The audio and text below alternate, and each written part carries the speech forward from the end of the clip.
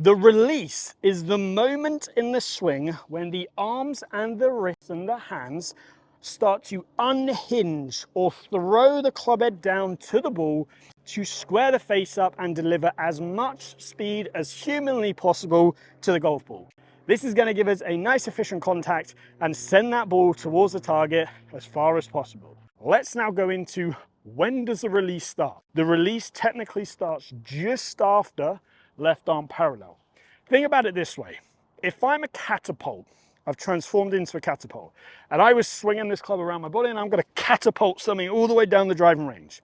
I am not just going to hold, and then release at the ball. I'm actually pulling that handle initially, and then I start to release very early because it takes time to send the energy all the way down and the speed all the way down from my arm through the shaft into the club head. Hence why in golf, the release technically actually starts roughly around here. This is when we're going to start to throw that club head down, unhinge the wrist, unhinge the arms, and get us into a position to where we can square that face and deliver as much compression and speed on the golf ball. So how can we train this? We've actually got to set it up correctly first. Now, the way that we set it up correctly is by generating lag. Now, here is the easiest way to do that. What I want you to do is set up to the golf ball, swing to the top, and just think, I'm going to shift and pull. Shift and pull. 3 words. I'm going to shift from my right foot to my left foot before I finish the backswing, and from there I'm going to pull the arms straight down. If you do those 2 things, you are going to do what we call generate lag.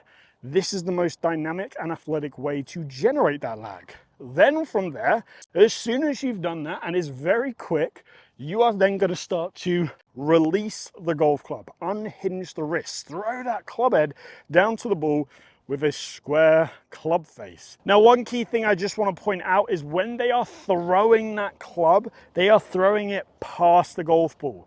So if you look at where the lead arm and the club get back into one straight line, the top players in the world are shifting, they're pulling, and they're throwing that club to where everything realigns well after impact.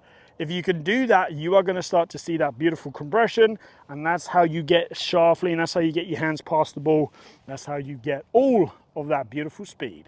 So the big exercise I want to get you to do is something called a stop shot. What do I mean by this? Well, what we're going to do is go to the top and we're going to do a full swing, but there's one catch.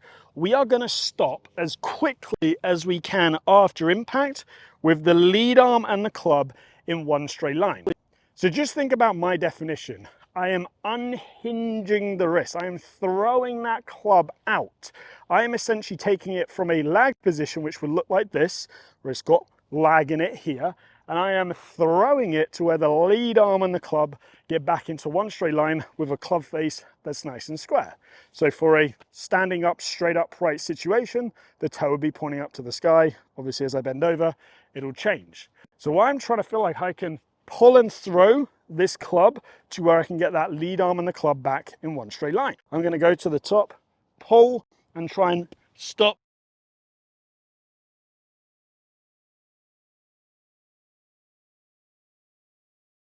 As quick as I can after impact. Now, this is a tough drill to do, but you can go, let's just say at 80% speed, and you'll start to learn what it feels like to stop as quickly as you can.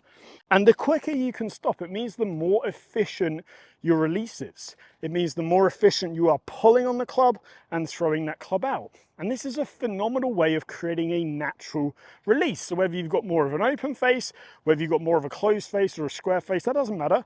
As long as you can come to the top, pull and stop here, whether your right hand's more twisted over or more under, depending on where your club face is, that's separate.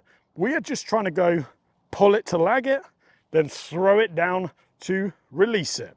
So here's what it'll look like. Full backswing, stop as quickly as I can.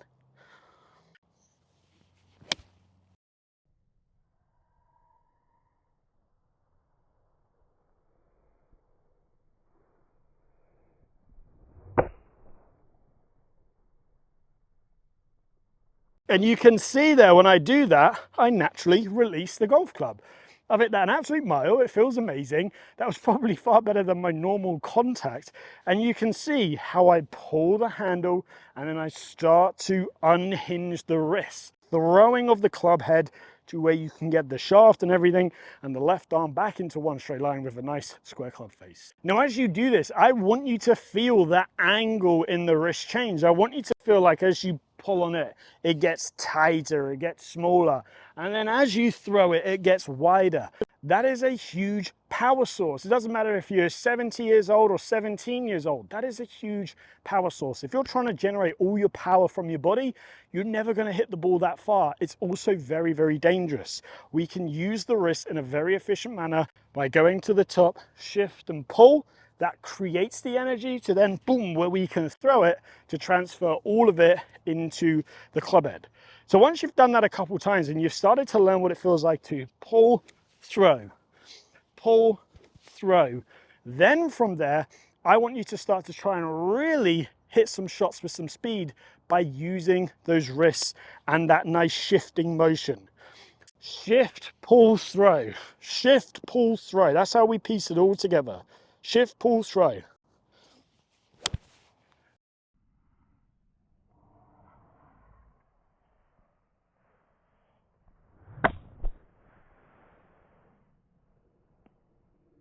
And that, oh my geez, that is absolutely hammered right there. A little bit of maybe an overdraw, probably started about 5 yards right, drew maybe 5 yards left of target. But that was absolutely hammered. I do not think I can hit it any better than that. Now here's an exercise that's going to help you learn this motion. What I want you to do is grab a tee and place it in between your thumb and index finger on your left hand with the spiky bit pointing up. Then from there, take your grip and obviously just try and avoid that tee slightly there. Now, I want you to go to the top. You're going to do the first bit, which is the shift and pull. And you can see here, this tee sort of pointing back at me.